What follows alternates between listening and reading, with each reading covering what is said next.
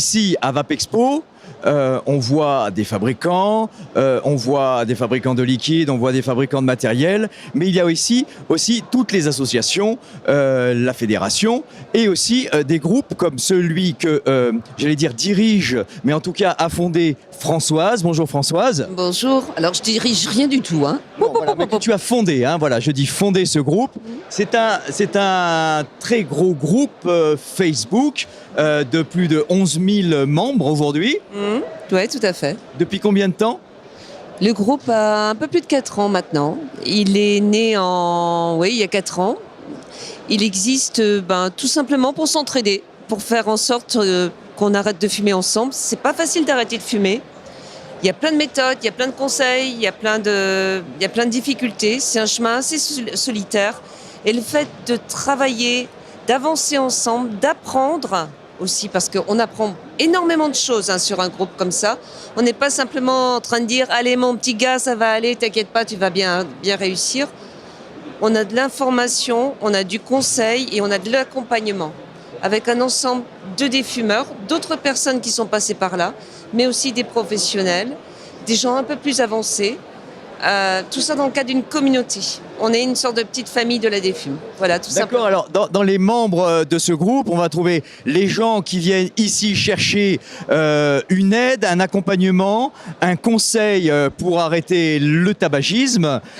Et on va trouver comme membres des conseillers. Donc, comme toi, qui vont aider justement ces fumeurs à s'arrêter. Et la vape est un des maillons. Ce n'est pas le maillon principal dans ce groupe-là. On va trouver des gens qui ont une histoire avec le tabac. Une histoire récente, je fume encore. Une histoire proche, j'ai arrêté de fumer il y a 1 semaine. Une histoire un peu plus lointaine. J'ai arrêté de fumer depuis 6 mois, depuis 1 an, depuis 9 ans. Tous ces gens-là avancent dans le même sens et s'entraident pour justement quitter le tabac. Et le quitter le plus sûrement et le plus certainement possible. Une des méthodes, oui, c'est la vape. C'est à peu près 40% de nos membres qui soit vapotent au quotidien, soit vapotent à des moments un peu plus difficiles, en soirée par exemple, soit vapotent, portent un patch en même temps. Bref, c'est pas une vape, c'est les vapes qui sont représentés sur ce groupe. D'accord. Et alors, tu parlais tout à l'heure d'années ou de mois d'arrêt du tabac. Et alors, voilà de quoi on m'a parlé. On m'a parlé des piou-piou. Alors moi, je vois ça comme au ski, tu sais, la première étoile, la deuxième étoile. Qu'est-ce que c'est un petit piou-piou sur Je ne fume plus? Les piou-piou sont des badges. Le piou-piou, c'est le temps qui passe. Quand on arrête de fumer, franchement, les premiers jours, c'est hyper dur, quelquefois. C'est long, etc. Mais on sait qu'on va avoir son petit piou-piou. Le piou-piou, c'est le symbole du temps qui passe. Le piou-piou, c'est dire « j'ai réussi, j'ai avancé, et je suis piou-piou de coton, puis piou-piou d'argent. » Alors on commence à... voilà, ça fait 1 semaine que j'ai arrêté de fumer. J'ai quoi comme piou-piou? Alors on a le piou-piou de la semaine. Ensuite, on va avoir le piou-piou époustouflant, ébouriffant. À 1 mois, le piou-piou de coton. Ça commence à devenir vachement sérieux. J'aurais droit à... Voilà, moi j'ai arrêté il y a à peu près 6 ans. Je suis piou-piou de quoi? Tu es coq de diamant. Ah, je savais, on m'a toujours dit que j'étais un coquelet. Un vrai coq. Un vrai coq. La classe. Coq de diamant. Ah ouais. C'est la classe. Ah, je vais me la péter sur le groupe maintenant. Alors... Françoise, elle n'arrive pas comme ça à conseiller les gens par pur instinct. Françoise est tabacologue. Alors, moi, je suis avant tout une ex-fumeuse. J'ai fumé 30 ans, 2 paquets par jour. Déjà, j'ai arrêté de fumer il y a 9 ans. La vérité, c'est que j'en ai chié des ronds de chapeau pour arrêter de fumer. Je me suis fait aider d'un groupe, d'une tabacologue. J'ai bouffé des substituts comme d'autres bouffent des tic-tac. Et je me suis dit, à ce moment-là, c'est hyper dur, tout seul. Il faut vraiment qu'on s'entraide.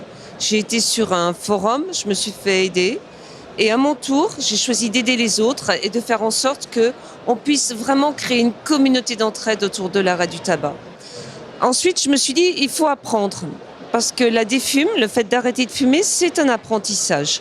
On apprend plein de trucs. On comprend que si on a des envies de fumer, par exemple, qui prennent aux tripes, autour de 2-3 mois, c'est normal. Que si on a des soucis de sommeil, c'est normal. Et on apprend pourquoi on les a. On apprend qu'il ne faut pas boire du coca tout en mangeant une pastille à la nicotine, parce que ça fait diminuer l'effet. On apprend que c'est normal qu'on soit constipé, comment il faut faire. On apprend tout ce qui est le chemin du sevrage tabagique. Et moi-même, je me suis dit qu'à un moment, c'était intéressant, en plus de tout cet apprentissage sur un groupe, que je me forme pour avoir cette compétence-là en tabacologie, de façon à ne pas dire n'importe quoi aux gens. On ne dit jamais n'importe quoi aux gens. C'est toujours de notre expérience, de notre apprentissage qu'on va transmettre quelque chose. Une personne qui a 1 semaine d'arrêt du tabac peut aider une personne qui arrête aujourd'hui. Une personne qui a 1 an d'arrêt du tabac peut aider une personne qui arrête aujourd'hui. Tout le monde peut arrêter tout le monde. Et ça, 24 heures sur 24. Tu as une envie d'arrêter de fumer, tu te connectes, tu vas avoir des gens qui vont te soutenir et qui vont te dire « allez, courage », qui vont te donner des conseils, qui vont comprendre ce qui s'y passe. Voilà. Et alors, c'est vrai que c'est du vécu, parce que j'ai l'impression que c'est tellement une bataille, une guerre gagnée, que l'on devient très vite le prédicateur de la défume. On devient très... Je l'ai fait, donc tu peux le faire. On a envie de passer le message. Est-ce que ça se passe comme ça sur ton groupe ? Ça se passe comme ça dans la vie, sauf que dans la vie, ça ne dure pas. Ou alors les gens qui vous disent « je l'ai fait, tu peux le faire », c'est les gens qui ont marché, entre guillemets, à la volonté. Je déteste cette idée de volonté. Tout le monde a de la volonté. Ah, tu vas voir, arrête, une femme comme toi peut arrêter parce que tu as de la volonté. Ça, c'est des vraies conneries. Le tabac, c'est une addiction et c'est une drogue. Donc, on ne parle pas de volonté comme ça. Donc, les prédicateurs, c'est plutôt ces gens-là, ceux qui viennent vous donner des leçons. Nous, on n'est pas dans la prédication, on est dans la solidarité. Et c'est pas du tout la même chose. On n'est pas dans « tu vas réussir parce que moi j'ai réussi, mais tiens bon cocotte, tiens bon, on est là à tes côtés, on va t'accompagner ». C'est pas tout à fait pareil. Voilà, eh bien écoutez, c'était Françoise avec le groupe Je ne fume plus que vous allez retrouver sur Facebook. Si vous regardez cette vidéo, c'est que soit vous êtes déjà vapoteur, vous intéressez à la vape, soit que vous êtes fumeur et vous vous posez des questions. Si vous avez envie de fumer, si vous avez besoin d'aide, voilà, le groupe sur Facebook Je ne fume plus, vous trouvez ça rapidement. C'est un groupe fermé. Ce qui se passe dans le groupe reste dans le groupe. Et ça, c'est drôlement important. Voilà. Parce que qu'on arrête avec la vape, avec un patch, tout ce qu'on veut, il est important que notre mère, notre frère, notre meilleure copine ne lise pas ce qu'on a à dire. Parce que l'histoire avec le tabac, c'est une histoire personnelle. Et quelquefois, on va raconter des choses de notre vie propre qu'on n'a pas envie que nos copains sur notre page lisent. Donc, tout ce qui est dans le groupe reste dans le groupe. C'est très, très important. Eh bien, merci Françoise. Je terminerai par... bonne vape et surtout, n'oubliez pas de respirer. Salut!